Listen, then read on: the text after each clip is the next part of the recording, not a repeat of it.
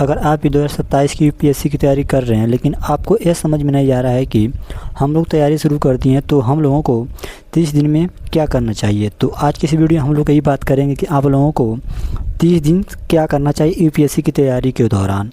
तो वीडियो को पूरा अच्छे से देखिएगा, अच्छे से समझिएगा। तो देखिए, सबसे पहले आप लोगों को पहले 10 किताबें मत खरीदिए। तो आप लोगों को सबसे पहले क्या नहीं करना है, सबसे पहले इसके ऊपर आप लोग हम बात करते हैं। सबसे पहले 10 किताबें मत खरीदिए, शुरुआत में कम किताबें लें, उन्हें अच्छे से पढ़ें। देन आपका जो दूसरा सवाल रहेगा कि इसमें से आप लोगों को एक काम करना, जैसे कि पहला, पूरा सिलेबस एक साथ पढ़ने की कोशिश मत कीजिए, इसे छोटे छोटे हिस्सों में बांटकर पढ़ना स्टार्ट करें सिलेबस को। तो आपका थर्ड पॉइंट जो होगा ये होगा कि एक साथ 5 सब्जेक्ट से शुरू मत कीजिए। अभी आप नए स्टूडेंट हैं तो एक साथ आपको शुरुआत नहीं करना है, जिसमें से आप लोगों को एक समय में 1 या 2 सब्जेक्ट पर ही फोकस करना होगा। इतना बात समझ में आया होगा, आई होप। चौथे स्टेप में नोट्स बनाने में ही पूरा समय मत लगाइए। आप लोग पहले इस सब्जेक्ट को अच्छे से समझिए, फिर छोटे छोटे और स्मार्ट नोट्स बनाइए। अगर आप चाहते हैं स्मार्ट नोट्स कैसे बनाते हैं तो आप लोग कमेंट बॉक्स में ज़रूर बताइएगा। तो ऐसे ही हम लोग हर एक वीडियो को पूरे अच्छे से समझाते हैं। तो दिन अब बात करते हैं गलती नंबर 5, मतलब आप लोगों को क्या नहीं करना है।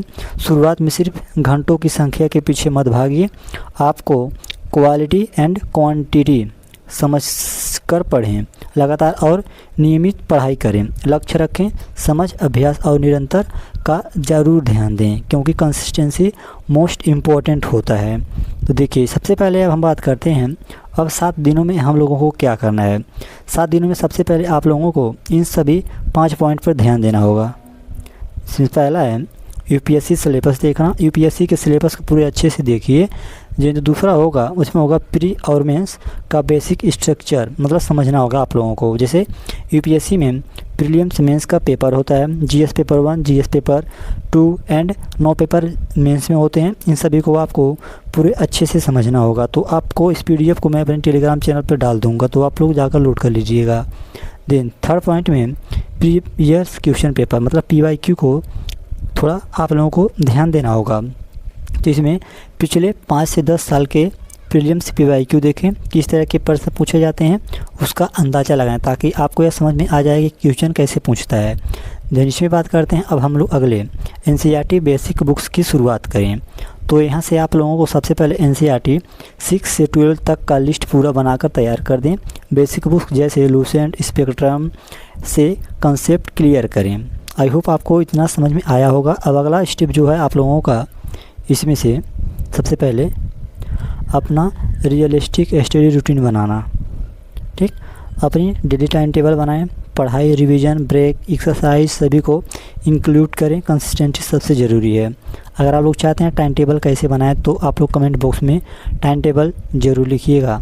देन अब अगले पॉइंट में हम लोग बात करते हैं, यहाँ पर समझना है, जल्दी नहीं करना। दूसरे स्टेप में छोटे कदम बड़ा बदलाव लाते हैं, और रोज़ थोड़ा पढ़ें, रोज़ पढ़ें। देन अगला है लगातार मेहनत, सफलता आपकी पक्की हो गई। तो आई होप इतना समझ में आया होगा। अब बात करते हैं हम लोग डे 8 से 15 तक के बीच में आप लोगों को क्या करना होगा।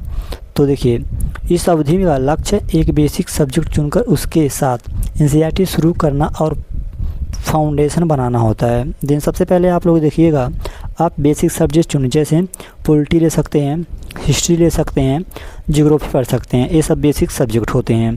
दिन इसमें बात करेंगे क्या करें। चुने हुए सब्जेक्ट की एनसीईआरटी पढ़ना शुरू कर दें। हर दिन थोड़ा थोड़ा पढ़ें, लेकिन नियमित पढ़ें, समझने पर ध्यान दें और छोटे नोट्स बनाएं और इम्पोर्टेंट पॉइंट को अंडरलाइन करें। देन अगला स्टेप में आप लोग क्या करना है, कैसे शुरू करें। मतलब आपने सब्जेक्ट चुन लिया, अब बात करते हैं कैसे हम स्टार्ट करें। पॉलिटी चुने हैं तो क्लास 6 को पढ़ना सबसे पहले ज़रूरी है। राज्य क्या है, धीरे धीरे क्लास 12 तक पढ़ें, भारतीय संविधान तक।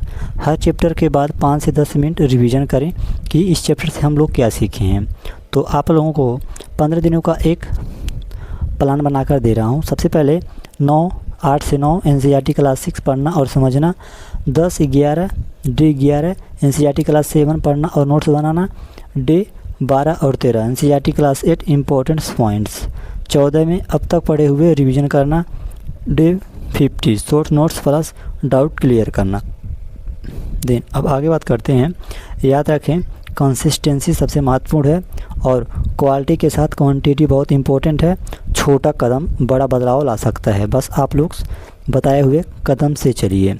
अगला है डे 16 से 23 सबसे इम्पोर्टेंट अब तक का जो पढ़ा है उसे दोहराना शुरू करें।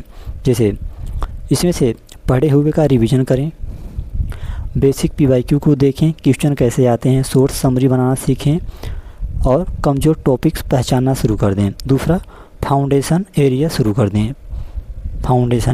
कर दें। आप लोगों का बेसिक कंप्लीट हो चुका होगा, तो देन NCERT 12 तक का ख़त्म कर चुके हैं, तो आप इसी के हिसाब से आगे बढ़िएगा।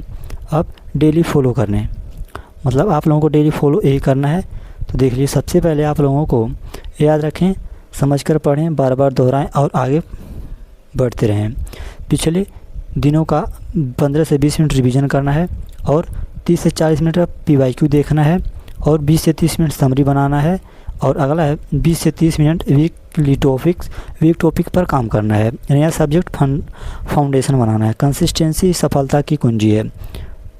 अब आगे बात करते हैं, इसमें 24 से 30 तक के बीच में आप लोगों को क्या करना है। तो देखिए, इसमें एक छोटा टेस्ट साइकिल उदाहरण जैसे आपको बता दूं, स्टडी मतलब अध्ययन, नए टॉपिक को ध्यान से पढ़ें, समझने पर फोकस करें। दूसरा रिवीजन करें, PYQ पिछले वर्ष का प्रश्न पत्र देखें, सेल्फ टेस्ट स्वयं परीक्षण करें कि मैं जितना पढ़ा मुझे याद है या नहीं। देखिए, उदाहरण के लिए आप लोग देख सकते हैं, महीने में अंत में खुद से ये सवाल ज़रूर पूछे। पहला, मैंने क्या पढ़ा। दूसरा, कितना समझा, क्या याद है, कहाँ कमजोरी है। इन सवालों को ईमानदारी से जवाब आपको अगले महीने बेहतर बनाएंगे। तो आप लोगों के लिए इस 30 दिन का प्लान था जो कि मैं आपको बता चुका हूं।